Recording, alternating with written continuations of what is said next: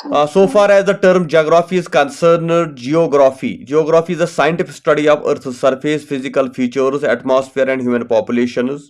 Geography एक ऐसा social science का ब्रांच है, एक ऐसी साइंटिफिक स्टडी है अर्थ की जिसमें हम जमीन के बारे में, फिजिकल, एटमॉस्फेयर और ह्यूमन पॉपुलेशन, यानी इस अर्थ के बारे में, इस जमीन के बारे में, चाहे इसके फिजिकल फीचर्स हो, चाहे इसके नेचुरल चीज़ें हो, चाहे इसकी ह्यूमन पॉपुलेशन हो, उसके बारे में हम डिटेल में स्टडी करते हैं।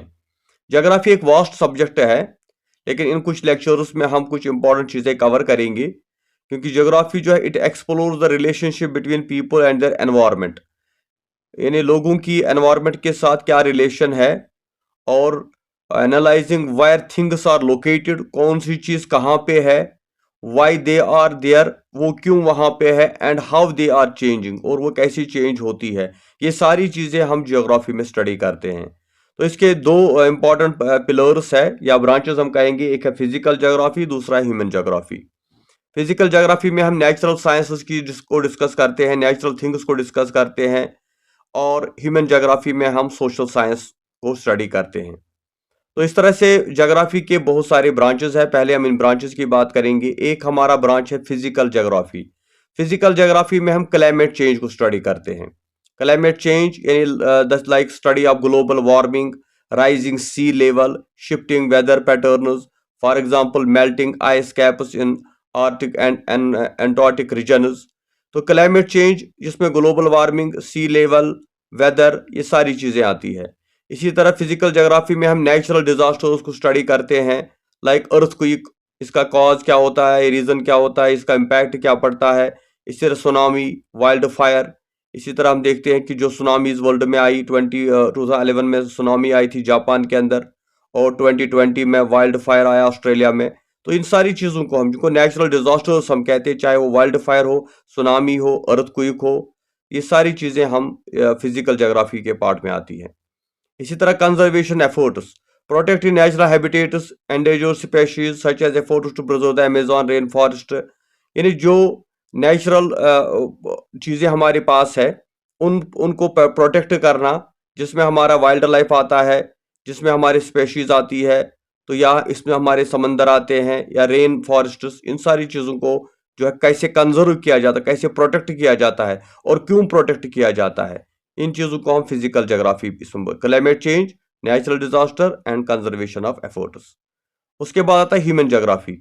ह्यूमन ज्योग्राफी में हम पहले स्टडी करते हैं अर्बनाइजेशन, यानी the growth of cities and urban areas such as rapid expansion of mega cities like Tokyo, New York. ये जितनी भी वर्ल्ड की बड़ी बड़ी सिटीज़ है, ये जो हम देखते हैं मेट्रोपॉलिटन सिटीज़ है या अर्बन सिटीज़ है, तो ये कैसे बनी है, इनका ग्रोथ कैसे हुआ है, ये भी हम ह्यूमन ज्योग्राफी में स्टडी करते हैं। इसी तरह माइग्रेशन, जो माइग्रेशन होती है from one country to another country, और इसका क्या इम्पैक्ट पड़ता है, और इसमें से चाहे चाइना की हम बात करें या सीरियन रिफ्यूजीज की हम बात करें, तो इसके बहुत सारे इंटरनल डिस्प्यूट्स पैदा हो जाते हैं। तो ये ज्योग्राफी वर्ल्ड में हम देखते हैं कि ये जो रिफ्यूजीज है, जो माइग्रेशन होती है, तो ये सालों से चली आ रही है, तो ये भी ह्यूमन ज्योग्राफी में आता है। इसी तरह से कल्चरल लैंडस्केप, हाँ, the influence of culture on the landscape like that distinctive agricultural heritage of cities like Rome और कोटियो, यानी जो कल्चरल लैंडस्केप है, यानी जो दुनिया के अंदर डिफरेंट कल्चर्स है, और इन कल्चर्स का एक दूसरे के ऊपर क्या इम्पैक्ट पड़ता है, और इन कल्चरल हेरिटेज जो हमारा है, जैसे हम इंडियन सिविलाइजेशन की बात करते हैं, जैसे हम रोमन सिविलाइजेशन की बात करते हैं, तो वहाँ पर जो कल्चरल हेरिटेज की चीज़ें हैं वो भी हमारी ज्योग्राफी का हिस्सा है, ह्यूमन ज्योग्राफी हम उसको बोलते हैं। इसी तरह से एक पार्ट हमारी ज्योग्राफी का आता है एनवायरमेंटल ज्योग्राफी।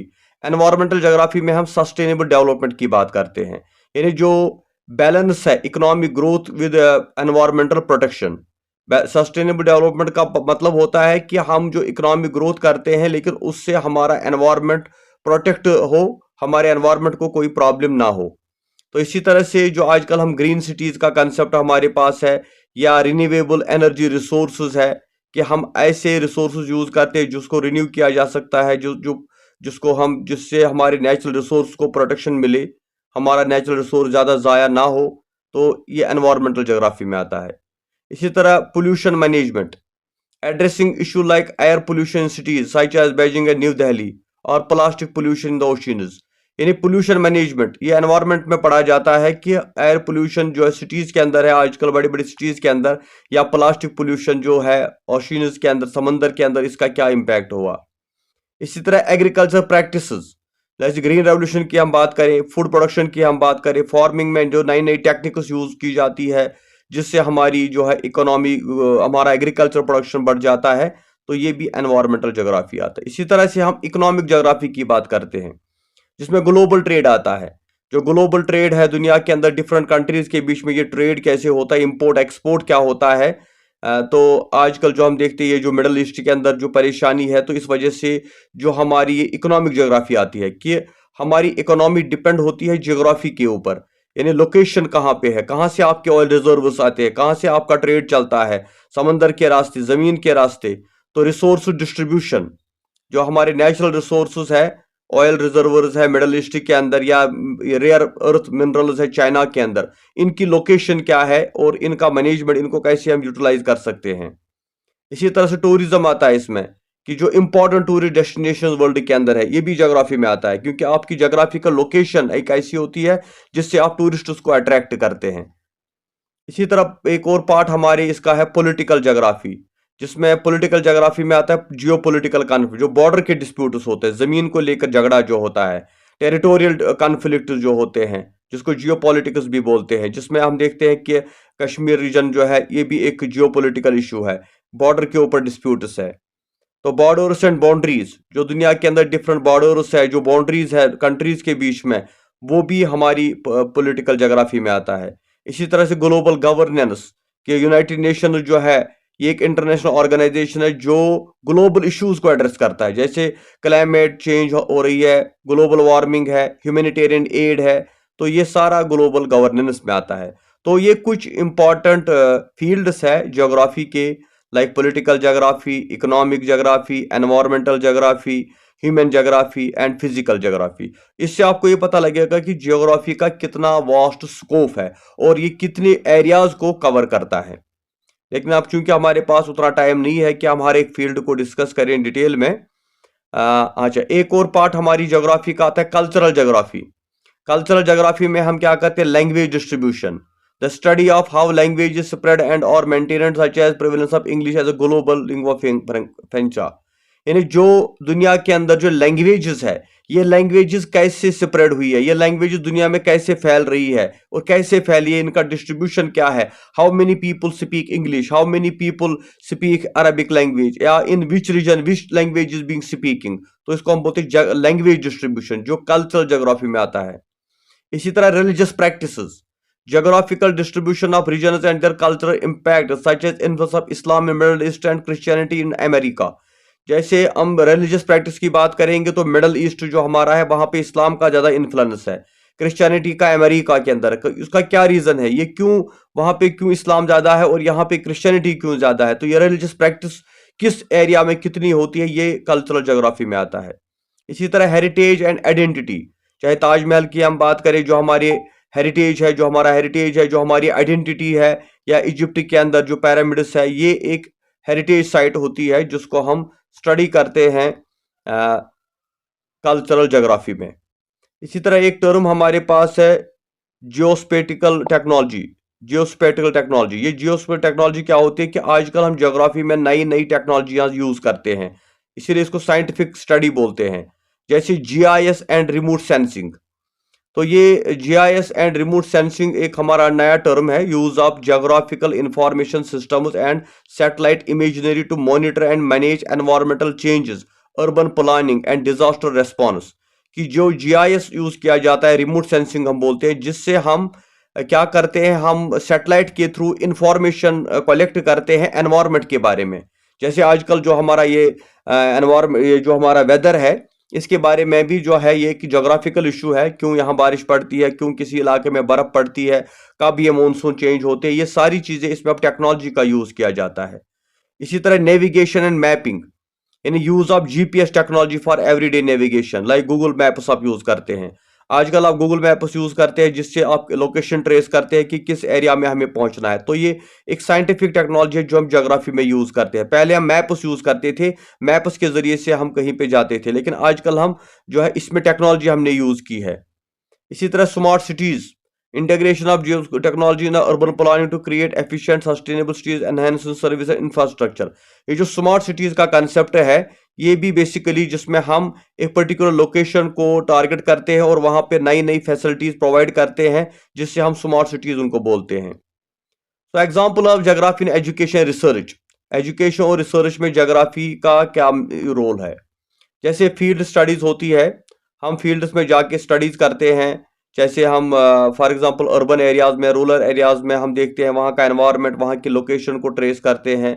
इसी तरह से एनवायरमेंटल इम्पैक्ट असेसमेंट, कि एनवायरनमेंट से हमारे ऊपर क्या इम्पैक्ट पड़ता है।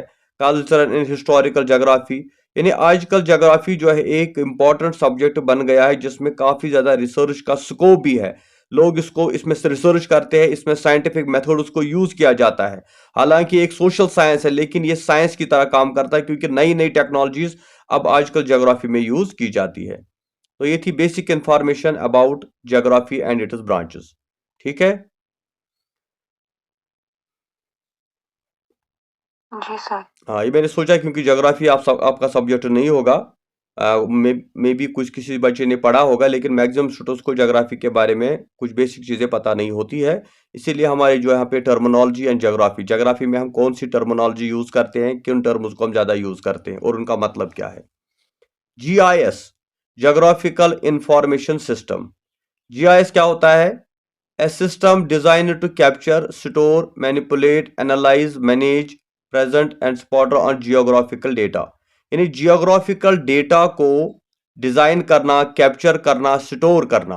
यानी जीआईएस एक ऐसी साइंटिफिक टर्म है, एक ऐसा इंफॉर्मेटिव सिस्टम है जिससे किसी भी जमीन के टुकड़े को लेकर, किसी भी ज्योग्राफिकल एरिया के बारे में आप कोई भी चीज जो है उसके बारे में आपको साइंटिफिकली वो चीज पता चल जाती है और आप इसको स्टोर कर लेते हैं, आप इसको सेव कर लेते हैं।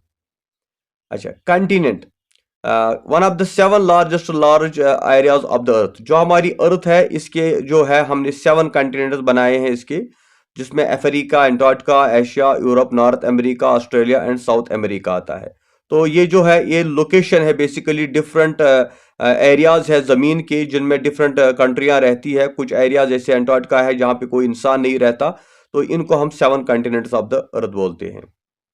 अच्छा, पॉपुलेशन डेंसिटी। पॉपुलेशन डेंसिटी क्या होता है? The number of people living per unit of area usually express as a person per square kilometre और स्क्वायर माइल।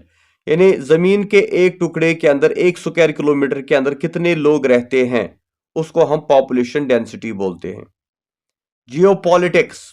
जियोपॉलिटिक्स क्या है? The study of relation between politics and geography, particularly international affairs. यानी जिसमें हम politics और geography को study करते हैं, तो ये इस चीज को हम बोलते हैं जियोपॉलिटिक्स। खास तौर से जो इंटरनेशनल लेवल पे हम स्टडी करते हैं एक कंट्री की पॉलिटिक्स को, एक कंट्री की ज्योग्राफी को, और इनकी क्या रिलेशनशिप है, उसको हम जियोपॉलिटिक्स बोलते हैं। Demography, the statistical study of human population including factors such as birth rate, death rate and migration.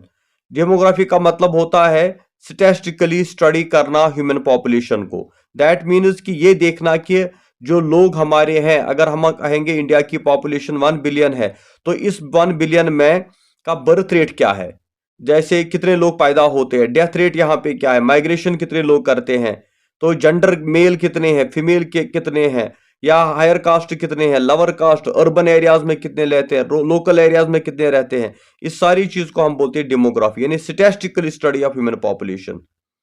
Globalisation, the increasing interconnectedness and interdependence of societies and economic around the world. जो आजकल हम देखते हैं कि पूरी दुनिया एक दूसरे के ऊपर डिपेंडेंट है, उसको हम बोलते हैं ग्लोबलाइजेशन। यानी ग्लोबल विलेज का जो कंसेप्ट हमारा है, द होल वर्ल्ड है श्रिंक्ड इनटू स्मॉल विलेज। हमारी इकोनॉमी वर्ल्ड इकोनॉमी बन गई है, हमारा इंटरडिपेंडेंस, हम एक दूसरे के ऊपर डिपेंड हो गए हैं, इसको हम ग्लोबलाइजेशन बोलते हैं। जैसे अभी ऑयल क्राइसिस चल रही है वहां ईरान वगैरह के अंदर, लेकिन उसका इंपैक्ट डायरेक्टली पूरी दुनिया पे पड़ता है, इसको हम बोलते हैं globalisation, interconnectedness and interdependence. Sustainable development, sustainable development का मतलब क्या होता है? Development that meets the needs of the present without compromise ability of future generation to meet their own needs. यानी जो हम आजकल डेवलपमेंट करते हैं, हम प्रेजेंट के लोग, जो हमारे आजकल के लोग जो है, उनकी नीड्स को हम जो पूरा करते हैं, लेकिन उनकी नीड्स को पूरा करते हुए हमें ये देखना है कि कहीं फ्यूचर के लिए हम कोई प्रॉब्लम ना करें। फ्यूचर में जो जनरेशन आने वाली है उनको भी कुछ प्रोवाइड होना चाहिए। यानी हम रिसोर्स को प्रॉपरली यूज करें, रिसोर्स को खत्म ना करें, ताकि आने वाली जनरेशन जो है उनके लिए कुछ ना बचे। उसको हम बोलते हैं सस्टेनेबल डेवलपमेंट। यानी ठीक है, आप डेवलपमेंट कीजिए, आप तरक्की कीजिए, आप रिसोर्स को यूज कीजिए, but without compromising future generation, ताकि उनको भी अपनी नीड्स पूरी करने का मौका मिले। अच्छा, सब culture, a group within a large society that shares distant culture traits such as music, fashion, language। सब कल्चर का मतलब होता है एक लोगों का, एक ऐसा सोसाइटी का एक ऐसा ग्रुप जिनका कॉमन कल्चर हो, common music, common fashion, common dress हो, कॉमन लैंग्वेजेस हो, कॉमन फूड हैबिट्स हो, उसको हम बोलते हैं सब कल्चर। जैसे हम देखते हैं इंडिया का एक कल्चर है, उसके बाद इंडिया के अंदर जो डिफरेंट सोसाइटीज है उनका अपना सब कल्चर है। जैसे हम कश्मीर की बात करें, Kashmir is part of India, but Kashmir का कल्चर अलग है। हमारी लैंग्वेज, हमारा फैशन, हमारा म्यूजिक, या हमारी जो कल्चरल है, वो हमारी जो लैंग्वेज है वो डिफरेंट है। इसको हम बोलते हैं सब कल्चर। कल्चरल ज्योग्राफी क्या होता है? The study of how human cultures vary across space and place and how they interact with their environment. Cultural geography का मतलब होता है कि जो ह्यूमन दुनिया के अंदर है, उनका कल्चर कैसे डिफरेंट है बाकी लोगों से, और कैसे वो how they interact with their environment, वो अपने एनवायरनमेंट के साथ कैसे इंटरेक्ट करते हैं। इरोजन, इरोजन का मतलब क्या होता है? The process by which weathering rock and soil are transformed from one place to another by wind, water, ice और ग्रेविटी। यानी जब एक जगह से दूसरी जगह जो है रॉक्स और सॉइल जाता है, विंड के थ्रू, वाटर के थ्रू, आइस के थ्रू या ग्रेविटी के थ्रू, उसको हम इरोजन बोलते हैं। Weathering, breakdown of rocks and minerals at a near the earth surface into smaller particular minerals. जब रॉक्स और मिनरल्स का छोटे छोटे टुकड़े हो जाए, स्मॉल पार्टिकल्स में वो चेंज हो जाए, उसको हम वेदरिंग बोलते हैं। Soil formation, the process by which rock is broken down into soil through physical, chemical and biological weathering. जब रॉक्स ब्रेक डाउन हो जाते हैं, उस प्रोसेस को जो फिजिकल और केमिकल फॉर्म में हो जाता है, जब पत्थर टूट जाते हैं, वो बोसीदा हो जाते हैं, तो उससे जमीन बनती है, सॉइल बनती है, उसको हम सॉइल फॉर्मेशन बोलते हैं। जियोमॉर्फोलॉजी, जियोमॉर्फोलॉजी क्या होता है? Study of process that the shape earth surface including land forms such as mountains, valleys and plains. जो जमीन की जो शेप है, जिसमें हम माउंटेन्स, वैलीज और प्लेन्स हमारे जो है, उसको हम जियोमॉर्फोलॉजी बोलते हैं। ठीक है, हाँ जी। ओके, टेक्टोनिक एक्टिविटी क्या होता है? Earth's internal process such as volcanic eruptions, earthquake, mountain building caused by movement of tectonic plate। जमीन के अंदर जो टेक्टोनिक एक्टिविटी होती है, उसका मतलब होता है जमीन के अंदर कुछ गड़बड़ हो रही है, जैसे उसमें वॉल्केनोज निकलते हैं, earthquake होती है, और उस चीज को हम बोलते हैं tectonic plates, tectonic activity. Climate zones, broader geographical regions like similar conditions such as tropographic temperature and polar zones। तो क्लाइमेट जोन्स क्या है? जो हमारे जमीन है, जो हमारी अर्थ है, इसके अलग अलग एरियाज है। ये बेसिक डिपेंड करता है क्लाइमेट, यानी कुछ ट्रॉपिकल है, कुछ टेम्परेट है, कुछ पोलर जोन्स है। तो ये अलग अलग जोन्स जो है, अलग अलग एरियाज जो जमीन के हैं, इनको हम क्लाइमेटिक जोन्स बोलते हैं। Sustainability, the ability to meet the needs of the present without compromise the ability of future generation to meet their own needs। यानी जो सस्टेनेबिलिटी का मतलब भी क्या होता है? यानी जो प्रेजेंट की नीड्स है, प्रेजेंट जनरेशन की जो नीड्स है, उनको पूरा करना without compromising the future generation of needs. जो फ्यूचर जनरेशन की नीड है, जो आइंदा आने वाले लोगों की जरूरत है, उसको कंप्रोमाइज करते ना करते हुए हम प्रेजेंट नीड्स को पूरा करें। एनवायरमेंटल डिग्रेडेशन, यानी जो हमारी जमीन का एनवायरमेंट है वो डिग्रेडेड हो जाता है। ये लाइक फॉर एग्जांपल जो हमारे रिसोर्सेज है वो खत्म हो जाते हैं, हम पोल्यूशन आता है, और हैबिटेट का डिस्ट्रक्शन हो जाता है, या अदर ह्यूमन एक्टिविटीज, इन सभी चीजों को हम एनवायरमेंटल डिग्रेडेशन बोलते हैं। Resources management, planning and implementation of strategy to use and conserve natural resources, sustainability. Natural resources को एक प्लान के तहत यूज करना या उनको कंजर्व करना, उनको रिजर्व कर देना, उनको बचाना, उनको प्रोटेक्ट करना, उसको रिसोर्स मैनेजमेंट बोलते हैं। बायोडायवर्सिटी क्या होता है? The varieties and variabilities of life forms on earth including species diversity, genetic diversity and ecosystem diversity. Biodiversity होता है हमारा अर्थ का जो लाइफ साइकिल है, जमीन के ऊपर जो जिंदगी है, जहां पर हमारी स्पेशीज आती है, इंसान आते हैं, जानवर आते हैं, या जो हमारा इकोसिस्टम है, इसको हम बायोडाइवर्सिटी बोलते हैं। Conservation, protection and preservation of natural resources, ecosystem of future generations. यानी जो हमारा नेचुरल रिसोर्स है उनको प्रिजर्व करना और फ्यूचर जनरेशन के लिए जो एनवायरमेंट है उसको ठीक करके रखना, इसको हम कंजर्वेशन बोलते हैं। Environmental justice, the fair treatment and meaningful involvement of all people regardless of race, ethnicity and socio economic status in environmental decision making and policy. यानी फेयर ट्रीटमेंट होना है, सभी लोगों को इन्वॉल्व करना, किस रिगार्डलेस ऑफ रेस, एथनिसिटी, जो भी वो किसी भी कल्चर के हो, चाहे अर्बन एरियाज में हो, रूरल एरियाज में हो, आदिवासीज हो, उन सभी को इन्वॉल्व करना, उन सभी के साथ अच्छा सलूक करना, और एनवायरमेंट के बारे में जो डिसीजन लिए जाते हैं उसमें उनका इंटरफियर होना। मिसाल के तौर पे हम डिफॉरेस्टेशन करते हैं, हम फॉरेस्ट्स को काटते हैं, तो उससे शहर वालों को तो परेशानी नहीं, लेकिन गांव वालों को परेशानी होती है, या उन जंगल में रहने वाले लोगों को, इसलिए हमें उनको भी कॉन्फिडेंस में लेना है, इसको बोलते हैं environmental justice. Ecological footprint, the measure of human demand on Earth's ecosystem expressed as the area of land and water required to sustainably support human activities। Ecological footprint का मतलब होता है कि इससे हम ये मेजर करते हैं कि लोगों की डिमांड क्या है, वो जमीन से उनको क्या चीज लेनी, कितनी जमीन की उनको जरूरत है, कितनी वाटर की उनको जरूरत है, तो इस चीज को मेंटेन करना जो है इकोलॉजिकल फुटप्रिंट होता है।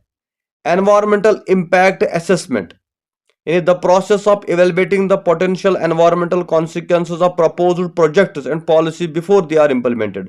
जब भी हम कोई प्रोजेक्ट, कोई पॉलिसी बनाते हैं, उसमें यह देखना होता है कि एनवायरमेंटल कॉन्सिक्वेंसेज क्या होंगी, इससे हमारे एनवायरमेंट पे क्या असर पड़ेगा। अच्छा, रिन्यूएबल एनर्जी, आजकल इसका काफी यूज होता है कि हम ऐसी एनर्जी को यूज करें जिसको हम बार बार यूज कर सकते हैं, जो खत्म ना हो। जैसे आजकल हम बोलते हैं कि सनलाइट जो है, या हमारा सोलर सिस्टम जो है, विंड एनर्जी है, वाटर एनर्जी है, इसको यूज किया जाए, इसको बोलते हैं रिन्यूएबल एनर्जी। डिफॉरेस्टेशन, डिफॉरेस्टेशन का मतलब क्या होता है? Cleaning of forest for agriculture, lodging, urban development and other human activities. जंगलों को काटना एग्रीकल्चर पर्पज के लिए, या बिल्डिंग्स बनाने के लिए, या अर्बन डेवलपमेंट, या बाकी एक्टिविटीज के लिए, उसको डिफॉरेस्टेशन बोलते हैं।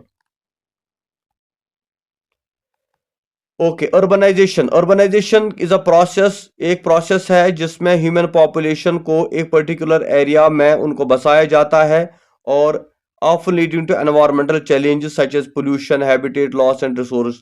अक्सर इससे क्या होता है, जब अर्बनाइजेशन होती है तो इसमें एनवायरमेंट का काफी लॉस होता है, हमें पेड़ काटने पड़ते हैं, पोल्यूशन होता है, डेंसिटी बढ़ जाती है लोगों की। अच्छा, water scarcity, the lacking of sufficient fresh water resource to meet the needs of the people and ecosystem. यानी लोगों को फ्रेश वाटर की कमी होना ना, सफिशिएंट, उसको हम वाटर स्कैरसिटी बोलते हैं। Remote sensing, collection of data about the earth surface from A distance, typically using satellite और एयरल इमेजनरी। जब हम जमीन के बारे में इंफॉर्मेशन कलेक्ट करते हैं सैटेलाइट के थ्रू, उसको हम रिमोट सेंसिंग बोलते हैं। अच्छा, ओशनोग्राफी, ओशनोग्राफी क्या होता है? It is a study of the world ocean including aspects of biology, chemistry, physics, geology, metrology, astronomy among many others. जब हम जमीन, दुनिया के समंदरों को स्टडी करना, वर्ल्ड ओशियंस को स्टडी करना, और उनके अंदर जो फिजिकल, केमिकल, जियोलॉजिकल एस्पेक्ट्स है, उन सभी को स्टडी करना, इसको ओशनोग्राफी बोलते हैं। हाइड्रोस्फीयर क्या होता है? It includes all liquid and frozen surface waters, ground water held in soil and rock and atmospheric water vapour. यानी जो हाइड्रोस्फीयर होता है कि जो भी वाटर अवेलेबल है जमीन के अंदर, रॉक्स के अंदर, या जो हमारा वाटर वेपर है उसके अंदर। अच्छा, रिजेस, रिजेस क्या क्या होता है? हाँ जी, सब लोग सुन रहे हैं? जी सर। ठीक है। Submarine ridges or mountain ranges a few hundred kilometers wide and hundred or often thousands of kilometers in length the floor of the ocean running from the total length of these ridges from largest mountain systems on the earth. यानी समंदर के अंदर जो पहाड़ होते हैं उनको हम रिजेस बोलते हैं, है ना। तो ये जमीन के अंदर जो है थाउजेंड्स किलोमीटर इसकी लेंथ होती है। जो बड़े बड़े जो है 100 किलोमीटर ये माउंटेन रेंजेस जो होते हैं इनको हम रिजेस बोलते हैं। Ocean trenches. Trench is a narrow ecological depression of deep ocean floor and oriented parallel to trend the continent or island. यानी समंदर के अंदर एक ऐसा डीप ओशियन के अंदर एक और समंदर के अंदर बहुत बहुत ज्यादा गहराई का होना, एक नैरो, इसको ओशियन ट्रेंचेस बोलते हैं। वेव्स, वेव्स क्या होती है? That movement result in the rise and fall of water surface. जो वाटर सरफेस होती है इसका ऊपर नीचे, इसको वेव्स बोलते हैं, समंदर की लहरें। अच्छा, स्प्रिंग टाइड, तो when sun and moon are in the line, a new moon or a full moon day, both of them pull together at the same time, the same direction. This combined pull extra large tide, it is called a spring tide. यानी जब sun and moon are in a line as on a new moon or a new full moon day, both of them pull together. जब sun और moon जो है उनको एक ही line पे आ जाते हैं तो इसको स्प्रिंग टाइड बोलते हैं। अच्छा, पॉपुलेशन डेंसिटी, यानी एक पर्टिकुलर एरिया में कितने लोग रहते हैं। रिन्यूएबल एनर्जी, तो कौन सी एनर्जी है जिसको रिन्यूएबल है? यानी solar energy, wind energy, biomass, geothermal energy, hydro power. Non renewable जो यूज करने के बाद दोबारा यूज नहीं की जा सकती, जैसे फॉसिल फ्यूल्स, कोल, ऑयल, नेचुरल गैस, यूरेनियम, इनको हम जब यूज करते हैं तो फिर ये खत्म हो जाते हैं, इसको बोलते हैं नॉन रिन्यूएबल रिसोर्सेज। अच्छा, मैप क्या होता है? A drawing that shows where places are located, कि एक ड्राइंग होती है जिसमें ये शो करता है कि कौन सी जगह कहां पे, इसको हम मैप बोलते हैं। दूसरा होता है globe, a round model of the earth. अच्छा, कंपास क्या होता है? A tool that shows direction. Compass उस चीज को बोलते हैं जो डायरेक्शन दिखाता है, नॉर्थ, साउथ, ईस्ट, वेस्ट, जो हमारी 4 डायरेक्शंस है। लैटिट्यूड क्या होता है? Imaginary line running east west around the earth used to measure distance north to south of the equator. यानी लैटिट्यूड, लॉन्गिट्यूड असल में कोई लाइन नहीं है, ये एक इमेजिनरी लाइन है जिससे हम जमीन को मेजर करते हैं नॉर्थ और ईस्ट से या वेस्ट और साउथ से। इसी तरह इक्वेटर भी एक लाइन है, imaginary line around the middle of the earth. ये जमीन के बीच में एक लाइन मानी जाती है जिससे हमें ये पता चलता है कि जो हमारे नॉर्थ पोल और साउथ पोल जो है ये कितना दूर है हमसे। प्राइम मेरिडियन, यानी imaginary line running from north pole to south pole passing through Greenwich, England, used as a reference point for longitude. यानी प्राइम मेरिडियन एक लाइन है जो नॉर्थ पोल से लेकर साउथ पोल तक होती है। अच्छा, topography, arrangement of natural and artificial physical features of an area. किसी एरिया के बारे में जो फिजिकल उसके फीचर्स जो है, आर्टिफिशियल फिजिकल फीचर्स को जो स्टडी करना, उसको हम ट्रोपोग्राफी बोलते हैं। इसी तरह से कैट्रोग्राफी, कैट्रोग्राफी का मतलब क्या होता है? The science and practice of making maps. Maps बनाने की जो प्रैक्टिस है या उसकी साइंस जो है उसको कैट्रोग्राफी बोलते हैं। जीपीएस यानी global position system, a satellite based navigation system that provides location and time information anywhere or near the earth's surface। GPS एक ऐसी टेक्नोलॉजी है जिससे हम कहीं पर भी किसी की, इंसान की भी लोकेशन को ट्रेस करते हैं।